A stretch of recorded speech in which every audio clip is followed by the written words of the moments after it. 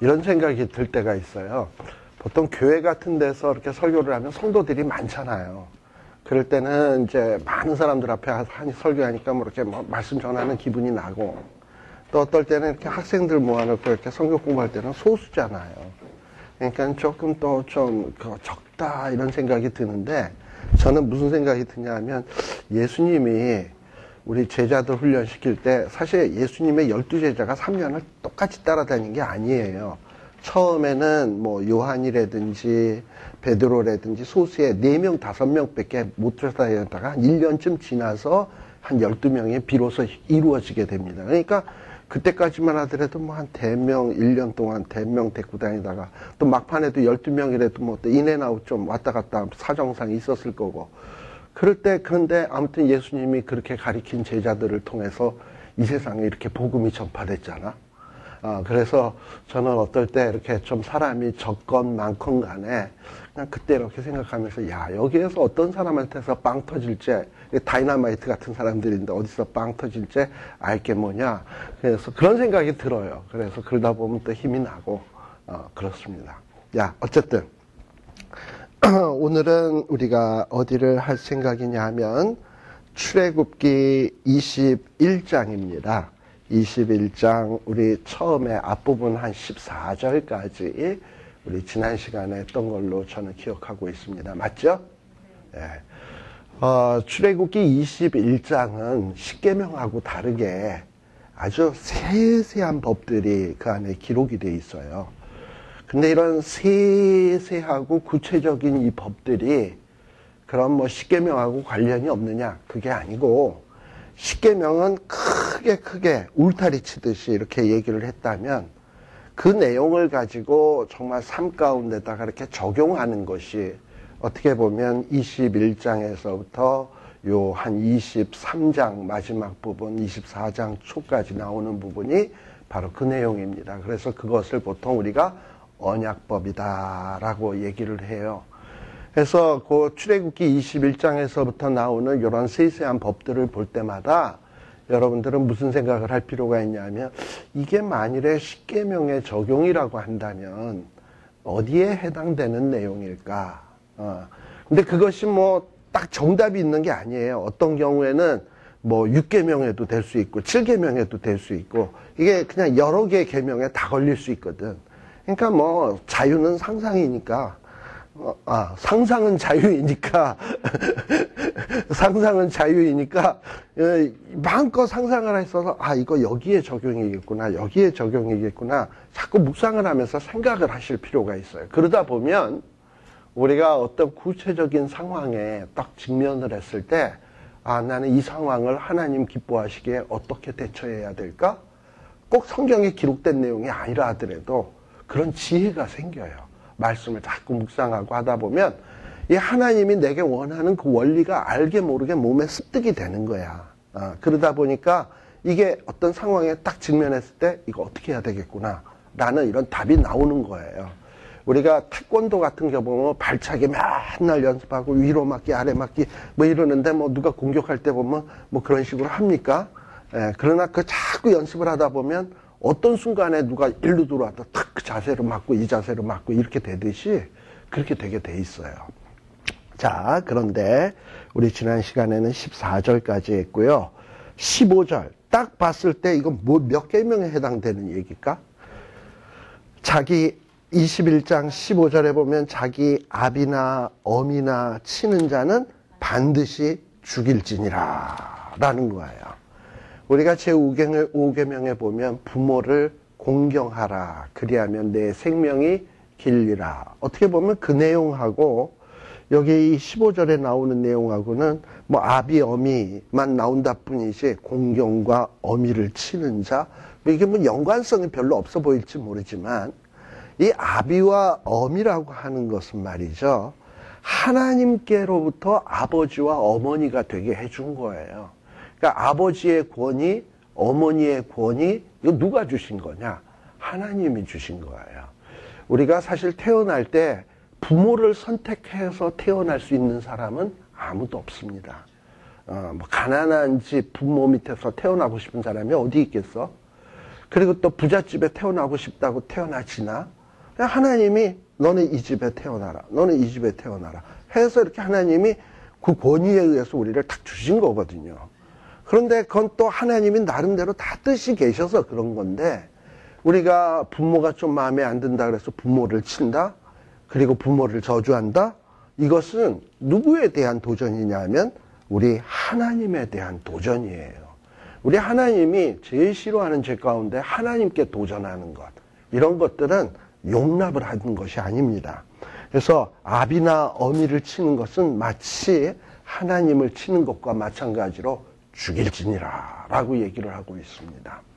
또 16절 같은 경우에는 사람을 후린 자라고 되어 있어요. 이 사람을 후린다라는 게 뭘까요? 이것은 소위 인신매매 같은 거를 얘기해요. 사람을 붙잡아다가 자기의 이익을 위해서 팔아먹는 행위, 이런 것들을 사람을 후린다라고 얘기를 합니다. 이 사람을 후린 자가 사람을 팔았든지 자기의 수하에 두었든지, 자, 팔은 거는 돈을 받고 팔았으니까 이익을 위해서 판 거고, 자기 수하에 둔 것은 자기네 집에 힘든 일들 부려먹으려고 둔 거니까 그것도 자기 이익을 위한 것이고, 그런 자들은 하나님이 죽이래요. 왜 그러냐 하면 사람은요, 잘생겼든 못생겼든, 좋은 가문에서 못 좋은 가문에서 태어났든 못한 가문에서 태어났든 간에 사람은 다 하나님의 형상으로 지음받은 겁니다. 근데 하나님의 형상으로 지음받은 자를 가져다가 팔아먹어. 그건 하나님의 형상을 팔아먹은 거나 똑같아. 그리고 하나님의 형상을 지 집에다가 노예로 부려먹어. 이런 건 하나님이 기뻐하시는 일이 아닙니다. 그래서 이런 자도 죽여라 라고 아주 그냥 엄격하게 이야기를 하고 있습니다. 제가 옛날에 어렸을 때 저기 그 남산 밑에서 자랐거든요. 회원동에 살았어요. 근데 그 회원동이라는 데가 이런 모텔 같은 게 많고 호텔도 많고, 그러다 보니까 이렇게 몸 파는 유흥가 여자들, 이런 여자들이 좀 많이 있었어요, 그 동네에. 그러다 보니까 저희 집 앞집에 그러니까 동네 사람이죠. 동네 사람인데 그 사람은 짭이 뭐냐, 서울역 같은 데 가가지고 그냥 보따리 들고 시골에서 촌새끼 들어오면 데리고 와가지고 그런 애들을 이쪽 저쪽에다 공급을 해서 팔아먹는 거야. 그런 사람이 거기 우리 앞집에 살고 있었어요. 근데 예전에 우리 어머님이 좀 이것저것 하는 일이 많다 보니까 집에 일하는 사람이 있었거든. 근데 일하는 사람이 있었는데 어느 날 일하는 사람이 없어졌어. 그래서 나중에 알고 보니까 그 앞집에 가 있는 거야. 별 사람을 다 데리고 가. 그래서 이 애는 우리 집에 있는 애인데 이러고선 데리고 왔는데, 아무튼 한국에도 그렇게 사람을 데려다가 팔아먹고 이러는 사람들이 있어요. 근데 이런 것들은 성경에서 아주 엄격히 언급하는 겁니다.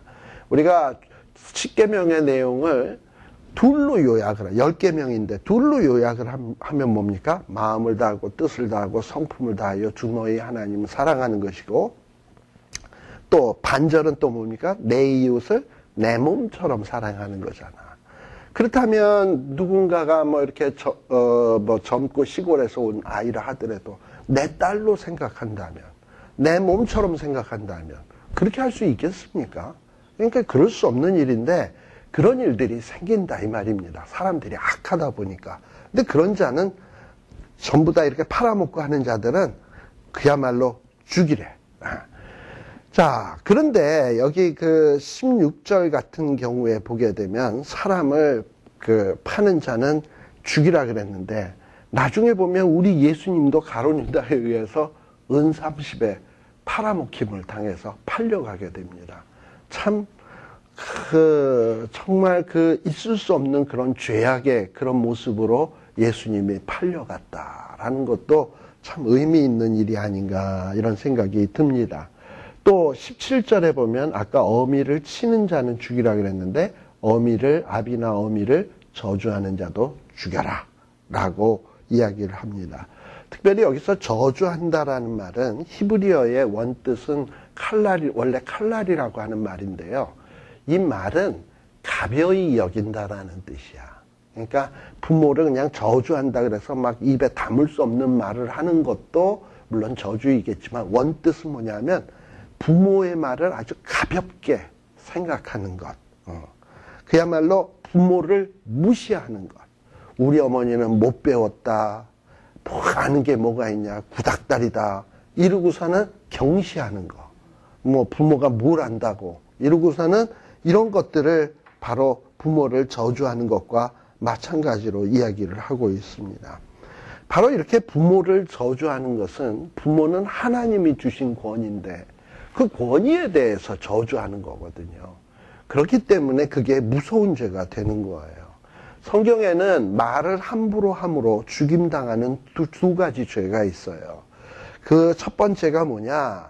그 두 가지 죄 중에 하나가 뭐냐면 하나님을 뭐 정말 그 모욕을 한다든지 신성모독이죠. 또 하나는 부모님을 저주한다든지 이런 거에 대해서는 하나님이 가차없이 죽여라 라고 얘기를 해요. 또 18절에서 19절에 보게 되면 사람이 살다 보면 여러 사람이 살다 보면 어떤 이해관계에 따라서 다투는 일이 생기게 되고 언성을 높이는 일이 생기게 되고 그러다 보면 성질 나다 보니까 손찌검? 손이 왔다 갔다 할 수가 있어요. 예. 근데 여기 18절, 19절에 보면 참 재밌어요. 뭐냐면 서로 싸우다가 한 사람이 돌이나 주먹으로 그 상대방을 쳤어. 그런데 그 상대방이 쳤는데 안 죽었어. 자리에 누웠다가 일어났는데 뭐 좀 불편하니까 지팡이를 짚고 기동을 하면 이런 자에게는 형벌이 없어요. 그러니까 죽지 않고 기동하고 살만하면 이건 형벌이 없어. 그 대신에 형벌이 없다고 그냥 넘어가는 게 아니라 손해배상을 해야 돼.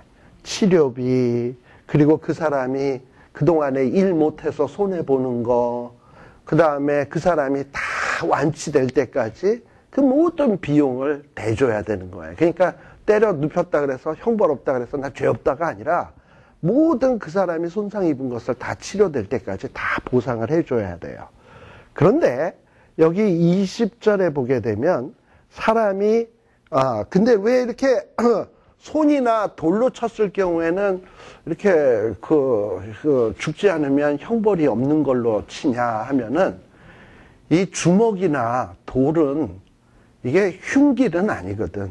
주먹은 항상 이렇게 들고 다니는 거잖아, 우리가. 흉기를 들고 다니는 거 아니잖아. 그래서 화가 나가지고 이렇게 하면 손이 나갈 수도 있지. 예. 그리고 돌도 얼떨결에 집으면 어디나 널린 게 돌 아닙니까? 그러니까 들 수 있는 거예요. 그런데 예를 들면은 쇠망치, 쇠로 된 어떤 칼, 뭐 이런 어떤 도구를 사용을 해가지고 사람을 쳤는데 그렇게 되면 그거는 형벌이 있어요.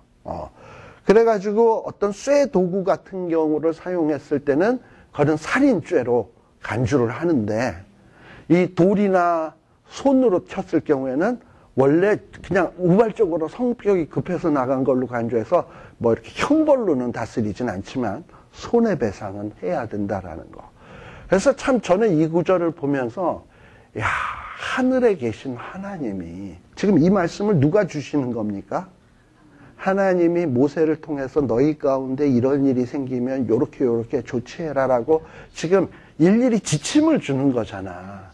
근데 뭐 하나님이 하늘에 계신 분인데 지금 광야에서 나와서 이렇게 떼거지로 몰려다니는 사람들을 이러고 보니까 요런 일도 발생하네, 요런 일도 발생하네, 요건 요렇게 처리를 하는 게 좋겠다, 요렇게 처리를 하는 게 좋겠다. 하나님이 인간사에 하나하나까지 다 유심히 보고 있다는 거예요. 그리고 그것을 분쟁이 생겼을 때 서로서로에게 정말 한쪽에 치우침이 없이 공평하게 처리하는 방법이 무엇인지 그 원리에 대해서 이렇게 세심하게 돌이나 주먹으로 쳤을 때 또 반대로 쇠로 쳤을 때 요럴 때는 요렇게 처리하고 요건 요렇게 처리하고 그 마음의 중심을 꿰뚫어 보시는 하나님께서 일일이 지침을 주고 있다는 사실이 난 얼마나 놀라운지 모르겠어요. 그러니 이런 하나님이시라면 내 인간사 내가 살아가는 이 과정의 순간순간에 대해서 하나님이 모를 리가 있겠냐 이 말이지. 그리고 내 마음의 속생각을 주먹을 줄 때에 이 내 마음 지금 내 저놈을 죽이고 싶다 하고 하는 걸 하나님은 다 아실 거고, 어떨 때는 쇠몽둥이를 들 때 내 마음을 아실 거고, 다 아실 거 아니에요. 그러니까 그런 하나님이 지금 어떻게 하면 이스라엘 공동체가 잘 유지 보존될 수 있도록 할 것인가 하는 이런 지침들을 주고 있는 겁니다. 예를 들면 그냥 주먹으로 쳤는데 누가 죽었어. 그냥 죽음은 죽음으로 다스려야 된다. 근데 이 사람이 주먹으로 칠 때는 그냥 죽일 의사는 없이 그냥 화가 나서 이랬던 건데, 그게 또 이상하게 사람을 때리면요, 이상하게 또 무슨 급소 같은 데 가서 자기는 원치도 않았는데 가서 맞고, 또 쳤는데 이 사람이 피한다고 피했는데 미끄러져서 탁 넘어지는데, 그때 마침 넘어질 때 거기에 돌멩이가 있어가지고 머리가 딱 부딪혀가지고 이렇게 가는 경우가 많잖아. 그래가지고 졸지에 살인죄를 뒤집어 쓰게 되는 경우도 많이 있다 이 말이죠. 그런 일들을 보시고 이 사람의 마음을 아시는 하나님께서는 어느 쪽에 치우침이 없이 이런 어떤 지침들을 다 주고 있는 거예요. 또 20절 같은 경우에는 이 종들을 매로 다스리는 경우, 요것도 이야기를 합니다. 지난번에 남종, 여종에 대한 얘기를 좀 제가 했을 거예요. 이 하나님의 백성인데 어떻게 남종, 여종 이런 걸 둘 수가 있나? 노예제도가 있을 수 있나? 이럴지 모르지만 살다가 보면 돈 있는 사람이 돈 없는 사람에게 구워줬는데, 돈을 못 받으면 돈 많은 사람은 손해만 보란 말이야. 그러니까 또 안 갚는 사람은 책임을 안 해도 그냥 멀쩡하게 가만히, 그건 정의로운 게 아니에요. 못 갚으면 못 갚는 것만큼 상대방에게 손해를 보상해 줘야지. 그런 의미에서 남종, 여종 제도가 히브리 사람에게도 있었습니다. 그러나 영원토록 남종, 여종이 되게는 할 수가 없어. 안식년이 되면 해방시켜준다든지 6년, 7년 되면 돌려보낸다 그랬잖아요. 또 희년이 되면 돌려보내고. 그런데 이 고대 사회는 이 종들은 주인의 소유물처럼 생각을 했거든요. 많은 그 주변의 나라 사람들이요. 그러다 보니까 이 주인들이 종들을 때리는 경우들이 참 많이 있어요. 우리 옛날에 이 미국도 이 아브라함 링컨 대통령이 그야말로 흑인들을 해방했으니 그랬지, 옛날에는 흑인들을 얼마나 학대했습니까? 채찍질하고 때리고 죽여도 전혀 죄가 되지 않는 이런 사회였잖아요. 자, 그런데 성경에 보면은 사람이 주인이 매로 남종이나 여종을 쳤는데 즉사했어. 이런 경우에는 반드시 형벌을 받는다. 이건 왜 그러느냐 하면 주인이 칠 때 그냥 즉사를 했다. 즉사할 정도로 친 거는 이건 주인이 죽일 의도를 가지고 때린 거다로 간주하는 거예요. 그런데 때렸는데 즉사하지 아니하고 살았어. 목숨이 연명돼서 그냥 이러고 되면은 뭐냐면 주인은 형벌을 면해요. 그리고 주인은 그래도 때릴 권한이 있다는 거야. 그리고 종은 그 주인의 하나의 금전적 가치나 마찬가지라는 거야. 왜냐하면 때려서 일을 못하게 되면 또 주인도 손해인 거잖아.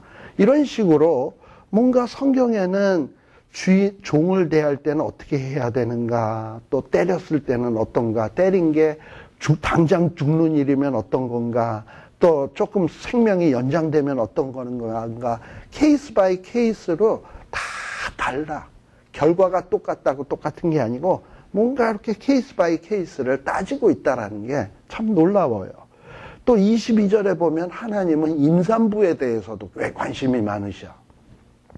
사람이 싸우는데, 남자 싸우는데 아이벤 부인이 옆에 꼽사리, 그러니까 참견을 하다가 당신은 가! 하고 퉁 쳤는데 손으로 배를 뚱 때린 거야. 그래가지고 배가 아이고 배야 이러더니 애가 유산이 된다든지 이런 일이 발생할 수 있잖아요. 참 우리는 생각지도 못하는 일들을 하나님은 일일이 다 생각을 하고 계시는 거야. 예.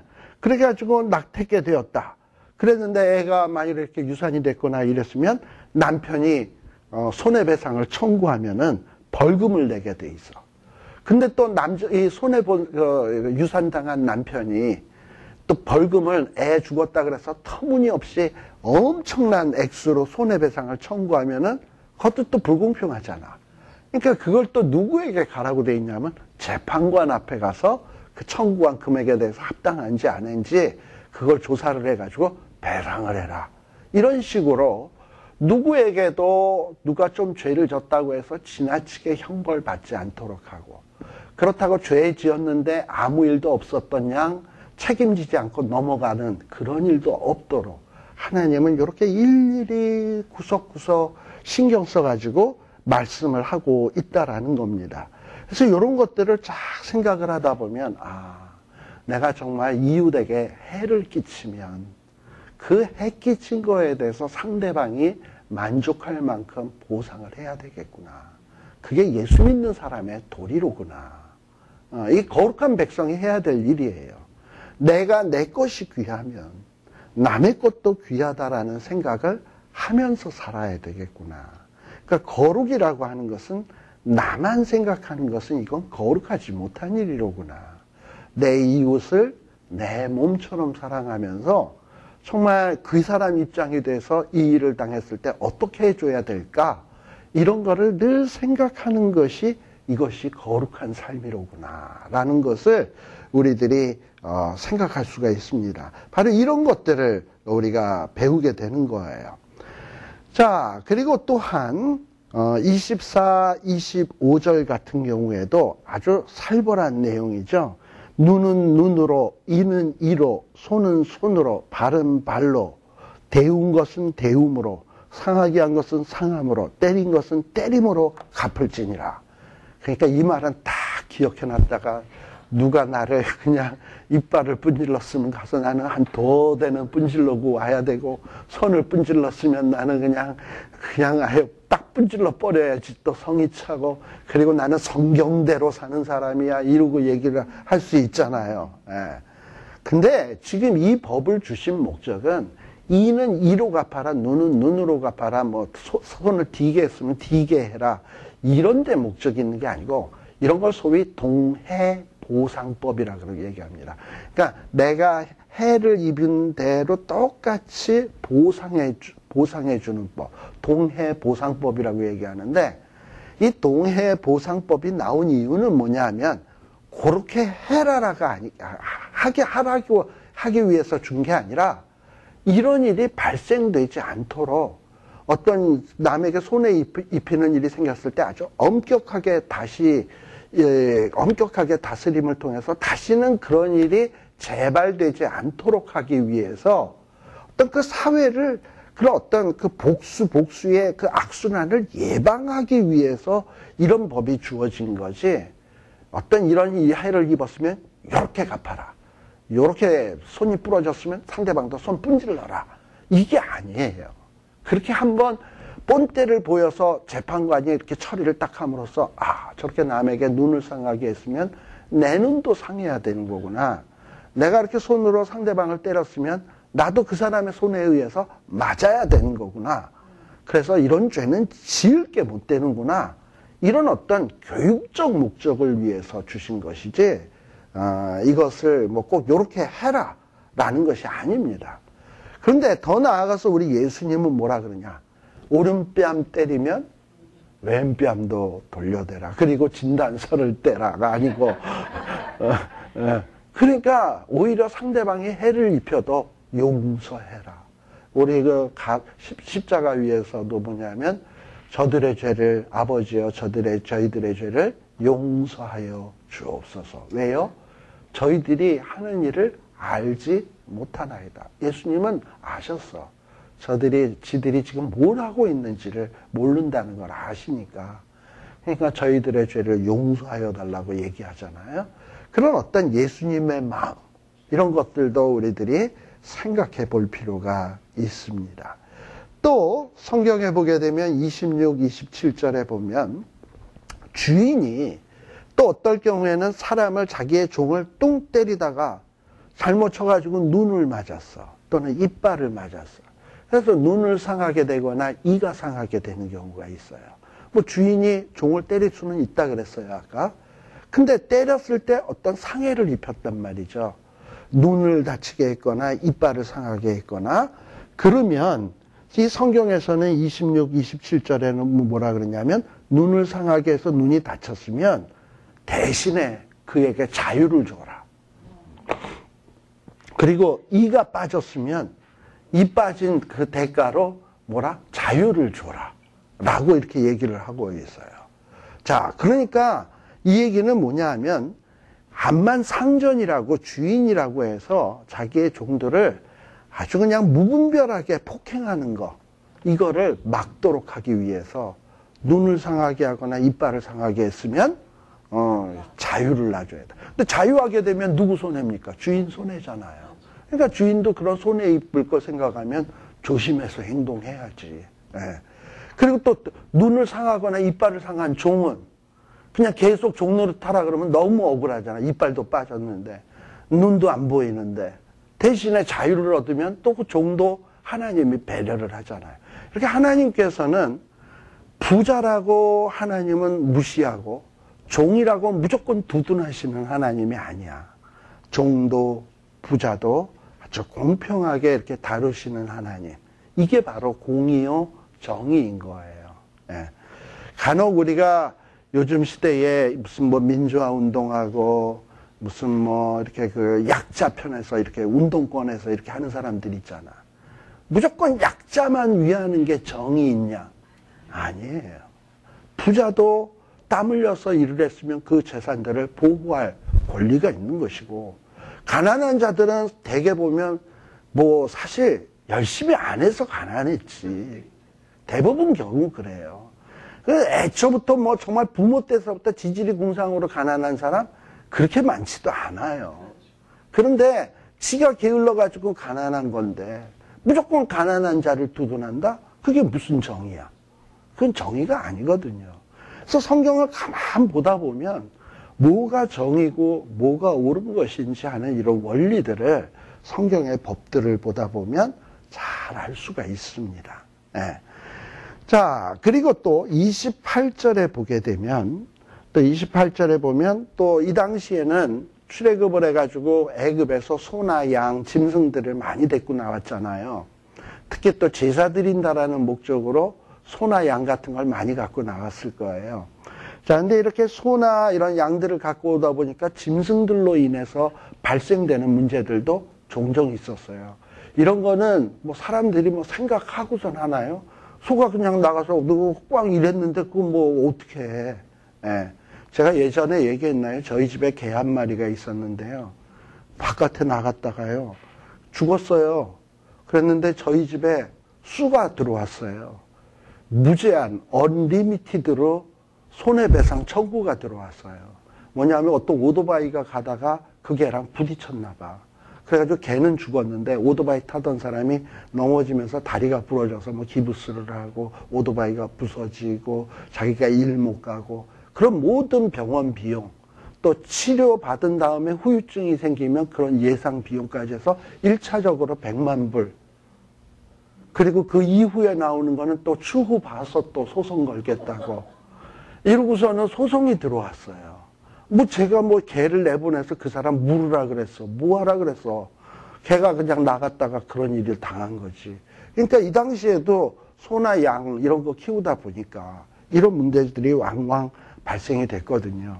근데 28절에 보니까 소가 남자나 여자를 들이받아서 죽였어. 그랬을 때 그 소는 반드시 돌에 맞아 죽여야 돼. 돌로 때려 죽어야 돼. 그리고 그 돌에 맞아 죽은 소는 아깝잖아. 그래서 그 소 갈비도 해먹고 바베큐도 해먹고 할 수 있냐 하면 못해. 돌에 맞아 죽은 소는 반드시 먹어서는 안 돼. 그리고 임자는 그 소를 때려 죽이고 먹지도 못하니까 손해보잖아요. 대신에 형벌을 면해줘. 형벌을 면해주고 그러니까는 주인도 손해본 거고 그 다음에 소는 죽인 거고 그래요. 자, 그런데 또 29절은 또 어떤 경우냐 하면 어떤 소는 유독 남을 가서 자꾸 들이받는 개랜다. 아까 개 얘기를 하다 보니까 좀 들이받는 소가 좀 있어요. 개도 어떤 개는 좀 순한 개가 있는데 자꾸 순한 척 하다가 슬그머니 뒤로 가서 사람 뒤에 가서 전혀 인기척도 없이 가서 그냥 꾹 무는 개가 있어. 아주 은큼한 개가 있어. 어떤 개는 그냥 왕왕왕왕왕 짖기만 하지 물지도 못하면서 그냥 요란만 떠는 개가 있는 반면에 어떤 개는 그냥 슬그머니 그냥 짖지도 않아. 조용히 있다가 뒤로 슬그머니 가더니 그냥 쓱 물어. 그런 개가 살벌한 개예요. 아주 더 무서운 개야. 예. 그런데 어떤 소는 좀 유별나게 들이받는 이런 습관이 있는 소가 있어요.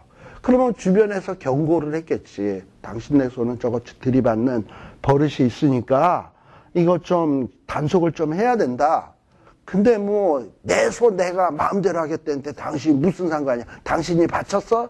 이러고서 경고를 받았는데도 불구하고 소를 잘못 간수를 했다가 나가서 그거 소가 들이받아서 죽였다. 그랬을 경우에는 소도 돌로 쳐 죽이지만 임자도 죽여라. 성경에서 그렇게 얘기를 해요. 무섭죠? 그러니까 저는 이런 법들을 이렇게 보면서 무슨 생각이 언뜻 떠오르냐 하면 요즘 세월호 사건 이런 것들이 좀 떠오르는 거야. 우리가 어떤 배를 만들면 규격이라는 게 있잖아요. 어떤 중량, 규격, 또 무게중심 뭐 이런 것들이 다 법이 있는 거잖아. 그리고 그 법을 어기게 됐을 경우에 어떤 위험성이 있을 거라는 거를 충분히 우리는 예상을 하잖아요. 그런데 이게 눈이 어두워서 법을 어기고 규정을 어기고 또 공무원들한테 상납을 해서 규정을 어기고 만들었는데도 허가를 받아내고 그런 식으로 해서 결국에 사고를 쳤다 그런다면 이건 살인이야. 성경에서는 살인이라고 얘기를 하는 거예요. 그러니까 이렇게 해서 생겨날 어떤 그 사고의 위험성을 충분히 예상을 하는데도 불구하고 그거를 방치하고서는 그대로 해서 사고를 냈을 경우에는 임자도 죽이라고 얘기를 하고 있어요. 네. 그렇잖아요. 이게 일종의 성경의 원리예요. 그러니까 항상 우리가 배를 만들어도 이 배를 내 자식들이 타는 배다. 내 가족이 타는 배다. 내가 사는 집이다. 건물을 지을 때도 아파트를 지을 때도 내가 살 집이다 라고 생각하면 철근이 이만한 게 들어가야 되는데 그냥 와르바시만한 거 넣겠어요? 그 무너질 게 뻔한데? 그렇잖아요. 그렇게 안 하거든. 근데 사람들은 남이야 어찌 되든 간에 뭐 죽거나 말거나 간에 모양만 슬쩍 그럴듯하게 해놓고 나는 돈만 벌면 된다. 그리고 충분히 어떤 위험한 요소가 생기면 무너질 게 폭삭하는 게 틀림없는데도 불구하고 그런 식으로 해서 어떤 사고의 결과가 나왔다 그러면 성경에서는 죽이라고 얘기하는 거예요. 이게 다 그런 원리가 성경 안에 있습니다. 그러니까 내 이웃을 내 몸처럼 생각한다 그런다면 사실 이 문제는 다 해결될 문제들 이렇게 구체적으로 나올 이유도 없어요. 그러니까 하나님은 뭘 가르치는 거냐? 내 이웃을 내 몸처럼 사랑한다는 게 너네들 뭔 줄 아니? 너 소 키워? 그러면 소를 어떻게 간수해야 되는지 알겠어? 이러면서 몇 가지 실예를 보여주시는 거야. 그거 보여주시고 이건 이렇게 처리해야 돼. 그렇다면 이걸 잘 묵상을 하다 보면 이웃을 사랑한다는 게 이런 거구나.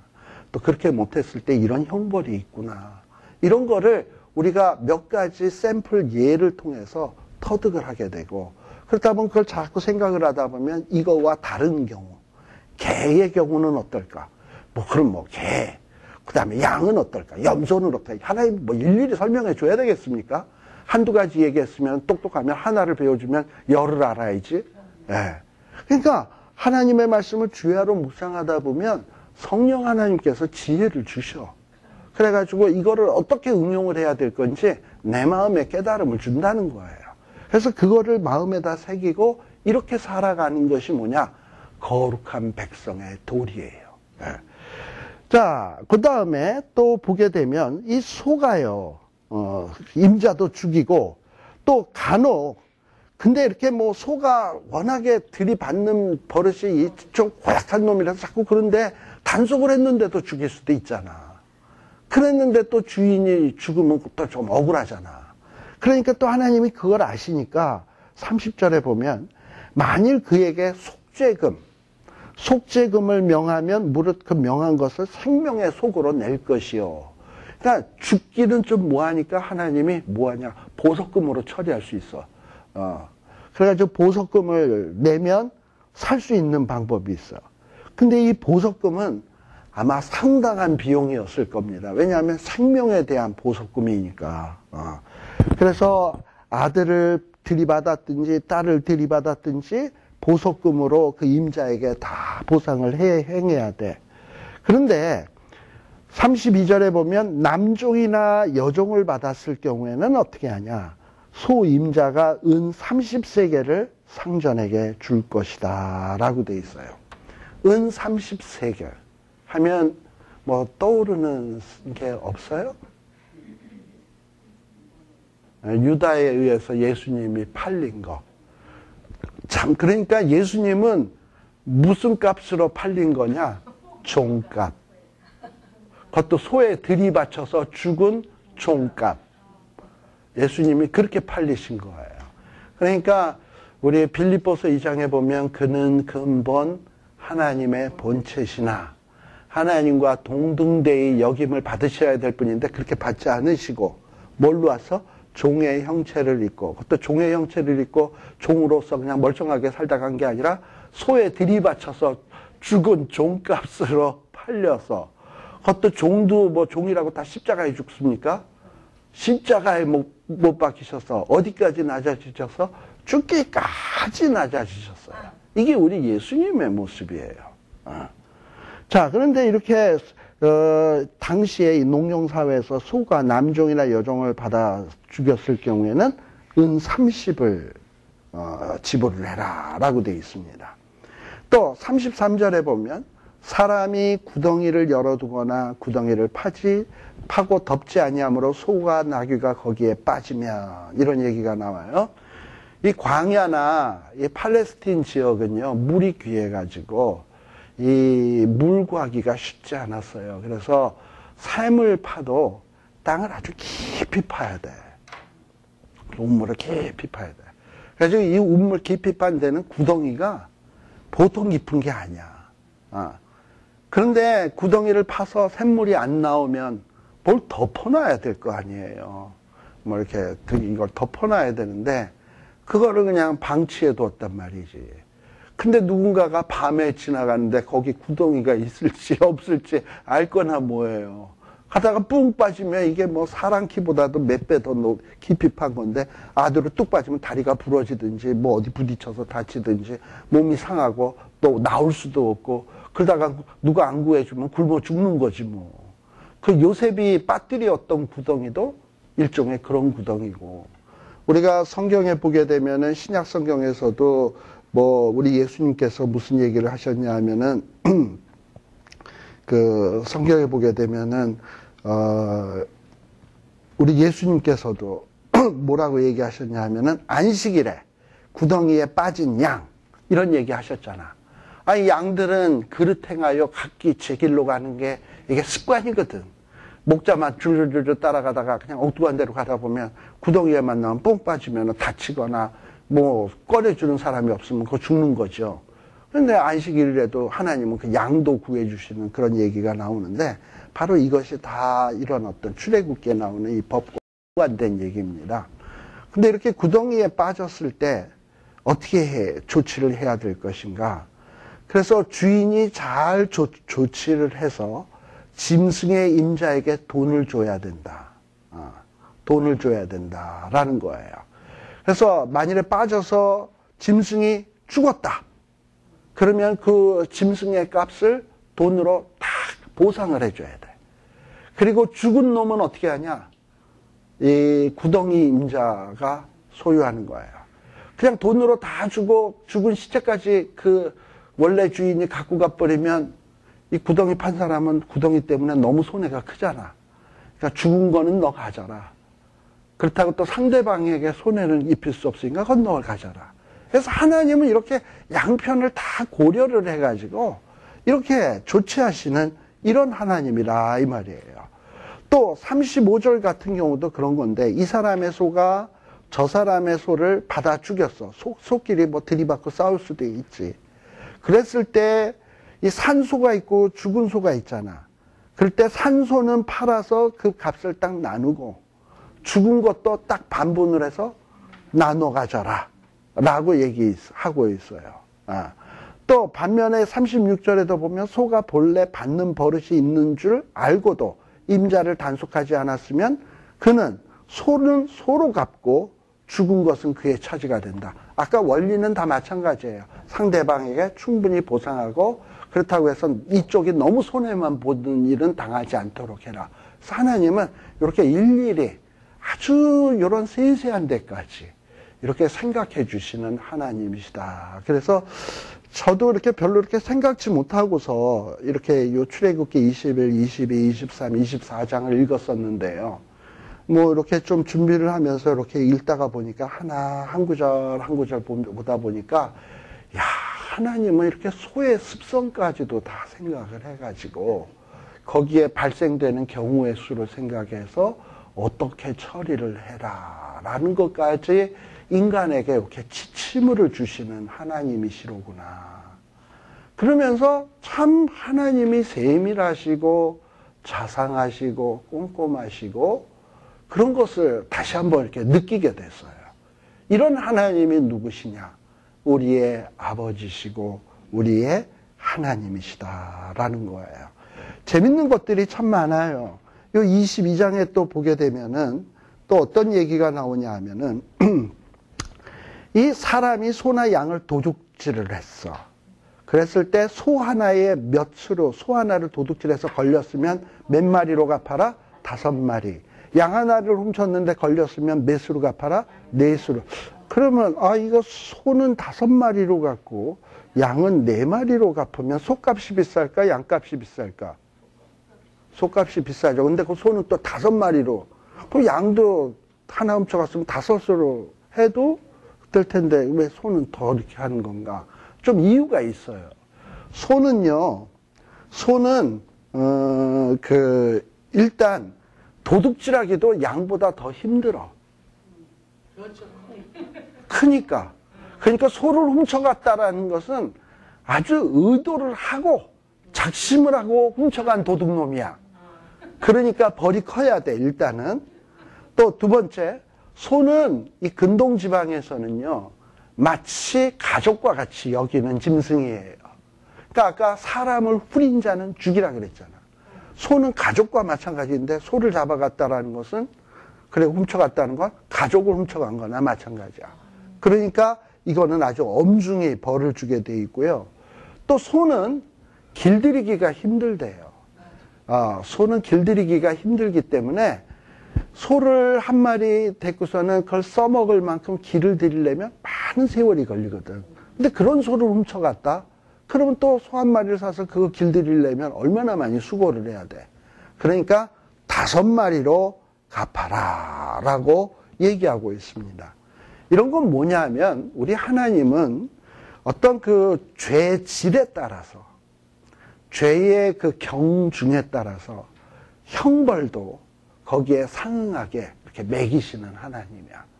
그러니까 우리가 하나님이 공의로우신 하나님 할 때는 굉장히 추상적인데요. 이렇게 하나님이 법을 가지고 이렇게 얘기할 때 보면 하나님이 공의롭다라는 게 뭔가 하는 게 조금 이렇게 그림이 와닿는 것 같아.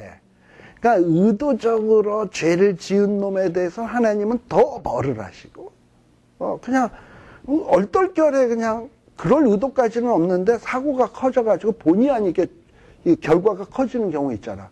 그럴 때는 하나님은 또 상대적으로 그런 사람을 보호하시고 이러면서 하나님의 공의가 뭔가. 그러니까 사람은 어떤 공의나 정의를 따질 때도 외모를 보고 따질 경우가 많아요. 그러나 하나님은 뭘 보신다?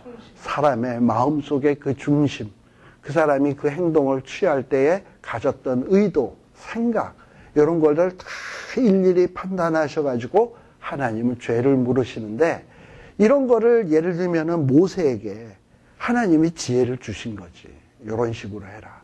그래가지고 우리가 알다시피 이스라엘 백성들이 출애굽을 해가지고 나와서 모세가 그냥 아침부터 저녁까지 그냥 이 소가 들이받아서 온 사람, 싸우다가 주먹으로 때려서 눈탱이가 부어서 온 사람, 이거 치비 가려달라고 일일이 다 했을 거 아니에요. 그럴 때마다 모세가 일일이 다 하고 있는 것을 보다 못한 이드로가 뭐라고 얘기하냐면, 그거 네 하는 처사가 좋지 못하다. 그러면서 뭐 정말 110부장 100부장 뭐 이렇게 세워가지고 그런 일을 담당케 하라. 이러고 지금 이드로가 권면을 해주잖아요. 근데 그렇게 어떤 그 10부장 100부장 이런 사람들도 뭘 기준으로 판단할 거냐? 지금 여기에 나오는 이런 법들, 이런 걸 가지고 그 원리가 뭘까? 어떻게 하나님은 판단하셨나? 요걸 연구를 해가지고 자기네들이 그때그때 판단을 하는 거고, 그러다가 자기가 못할 경우에는 그건 모세에게 넘기는 거야. 그럼 모세가 또 판단하고.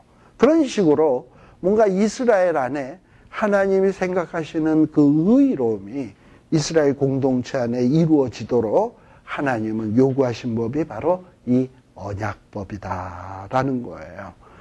자, 그리고 또 여기 보시게 되면은 또 재밌는 것이 또 뭐가 있냐면은 2절, 3절인데요. 도둑놈이 들어오는 케이스도 참 우리 하나님은 알기도 잘하셔. 참 어떻게 이렇게 잘하시는지 몰라. 이 도둑놈이 이렇게 집안을 막 뚫고 들어와. 그래가지고 이 집안에 있던 사람이 그 도둑놈을 죽이기 위해서 땅 때려서 죽였어. 근데 이 죽인 것도 해가 있을 때, 해가 없을 때 똑같이 뚫고 들어오는 걸 죽였어도 해가 없을 때 깜깜한 때 죽였으면 죄가 없고, 해가 워낙에 중천에 떠 있는데 때려 죽였으면 죄가 있대. 하나님은 그렇게 또 이렇게 또 그것도 도둑놈 들어오는 케이스까지 이렇게 또 아주 세밀하게 또 얘기를 해주고 계세요. 예. 이건 왜 이렇게 얘기를 했냐? 그리고 이 도둑이 뚫고 들어온다 그러니까 무슨 뭐 콘크리트 벽을 뚫고 들어온다고 생각하면 안 돼요. 옛날에 이 광야 생활이나 이스라엘 사람들이 주로 묵었던 데는 텐트예요. 그러니까 뭐 텐트 이렇게 찍고 들어오는 건 일도 아니야. 근데 이렇게 쑥 들어올 때, 밤에 들어올 때는 죽여도 돼. 그럼 죄가 없어. 왜냐? 이건 뭐 밤에 누가 와서 도와줄 사람도 없고, 뭐 속수무책이잖아요. 그러니까는 정당방위가 되는데, 해가 돋아있을 땐 사람들도 바깥에 많이 있고 이런데, 소리라도 지르거나 이러면은, 뭐 죽임당하거나 죽이거나 하는 일을 안 할 수도 있는 것인데, 그냥 무조건 죽이고 보자. 이거는 잘못이다 이 말이에요. 그러니까 하나님께서는 자기가 자기를 보호하는 것도 물론 중요하지만 내 보호를 위해서 상대방을 무조건 죽이는 거, 이건 바람직하다 하지 않다는 거죠. 근데 여기 미국에 있는 경찰들을 보면 너무나 이게 과잉방어? 자기 목숨 구하려고 누가 이렇게 손에서 지갑 꺼내려고 이러는데 손 꺼내는 줄 알고 그냥 빵 쏴버리잖아, 얘네는. 뭐 앞에 차 타고 가는데 정지 안 하면 그냥 내리다 갈겨가지고 죽여버리잖아. 이런 거 아닌 거예요. 만일에 그게 그 안에 자기 가족이 탔으면 그 경찰이 그래 할 수 있나? 그러니까 참 우리가 내 이웃을 내 몸처럼 사랑한다면 어떻게 행동해야 될 것인지 하는 답이 나오는데 참 우리 예수님이 참 기가 막히게 말씀을 해주신 거야. 물론 레위기에 나오는 말씀입니다만, 자 이런 식으로 해 떴을 때, 해 졌을 때, 그리고 또 뭐 도적질을 했는데요. 어떤 사람이 어떤 소나 양이나 이런 것들을 도적질을 해가지고 이제 팔아먹으려고 집안에다 이렇게 두고 있었어. 근데 그것이 아직 살아있으면 갑절을 배상해야 돼. 한 마리 훔쳐왔으면, 걸렸으면 2마리 배상을 해야 돼요.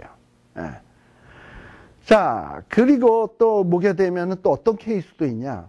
5절 같은 경우에 보면 사람이 밭에서나 포도원에서 먹이다가 그 짐승을 놓아서 뭐 이렇게 짐승을 데리고 가다가 짐승이 끈이 풀려가지고 부르륵 혼자 가더니 남의 밭에 가서 냠냠냠 다 뜯어먹고 있단 말이지. 그렇게 해서 남의 밭에 손해를 입혔으면 어떻게 해야 되냐.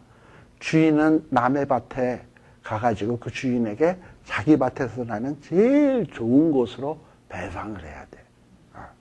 그러니까 남에게 손해 끼치고서 입짓지 말라 이 말이죠.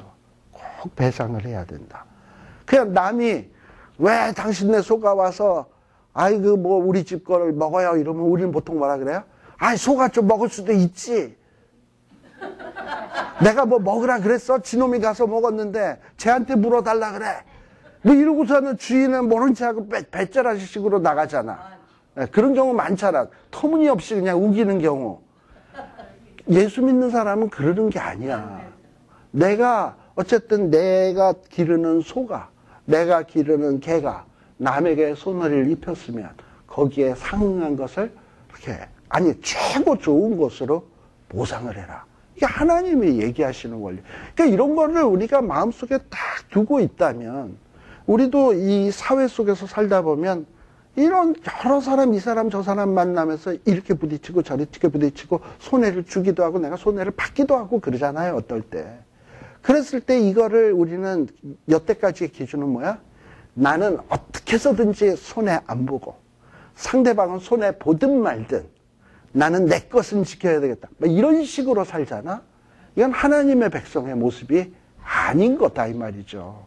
어떨 땐 내가 좀 손해 보는 듯 해도 상대방이 만족할 수 있다면 내가 그 길을 택하는 거야. 그러면 상대방이 저 사람은 좀 그래도 딴 사람하고 다르네?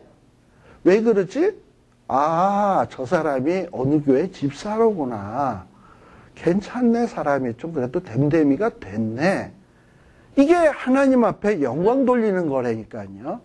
그리고 그렇게 해서 내가 손해본 부분에 대해서는 누가 책임을 져주냐? 하나님이 책임져 주시는 거예요. 이게 믿음이에요. 그래서 우리 신앙생활이라는 것은 그냥 입으로만 믿습니다. S자가 강하게 나온다고 믿음이 좋은 게 아니에요. 그냥 나의 삶의 구체적인 현장에서 필요하면 내가 손해볼 줄 알고 그리고 남에게 충분하게 보상할 줄 알고 그 이유는 뭐냐? 내가 하나님 사랑하니까. 이러고선 뭔가 세상 사람의 삶의 방식하고 다르게 사는 게 뭐냐면 구별됨이야. 구별됨이라는 게 단순히 세상 사람들은 주일날 교회 안 다니는데 나는 교회 가고 이런 게 아니라 삶에 있어서 모든 삶의 구석에서 방식에 있어서 그렇게 사는 것. 예를 들면은 식당에서 밥을 먹고 난 다음에 저도 좀 잘못해. 그냥 팁 준다 그러면은 쓱 봐서 아는 사람 같으면은 15% 놓고 안 아는 사람이다 그러면 10%만 싹 놓고 보통 그러잖아요. 에? 이렇게 좀 아는 사람이면 저 목사가 돼가지고 10%만 놓냐 이럴까봐 이제 또 조금 더 놓는 경우도 생기고 덜 놓는 경우도 생기고 그러잖아요. 그러지 말고 알건 모르건 간에 한 15% 넉넉하게 좀 놓으면 어때? 쉬운 얘기는 아닌데 그렇지만 우리 하나님은 그런 어떤 삶을 살라고 우리에게 이런 여러 가지 이 법을 통해서 우리에게 보여주고 있는 것이다라는 것을 볼 수 있어요. 참 자상해요. 그러니까 5절에 보면 짐승이 끈이 풀려서 남의 밭에 먹을 수도 있지. 근데 그렇게 해서 남에게 손해 입히면 어떻게 해야 된다? 이러고서 탁 이렇게 가르쳐 주고 계시잖아. 또 6절 같은 경우에는 보통 농사를 지을 때 보면 어떨 때는 밭에다가 불을 지르는 경우가 있어요. 이제 한때 이렇게 불을 확 지르는 경우가 있어요.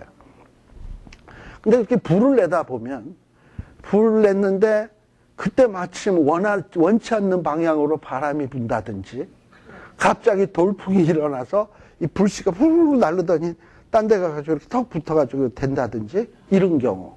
얼마 전에 여기 큰 산불 한 번 났잖아요. 그때도 어떤 젊은 친구 몇 명이서 이렇게 캠프파이어 음식 같은 거 하다가 종이로 이렇게 불을 붙이기 위해서 종이에다 이렇게 불을 붙여가지고 이제 차콜 같은 데다 이렇게 댔을 거 아니에요. 그리고서 이렇게 해서 탁 났는데 바람이 훅 부니까 이 종이가 불이 붙은 상태로 후루룩 날아가가지고 이 가뭄이니까 바싹 말라있으니까 풀에 옮겨 붙으니까 확 해서 산불이 난 거야.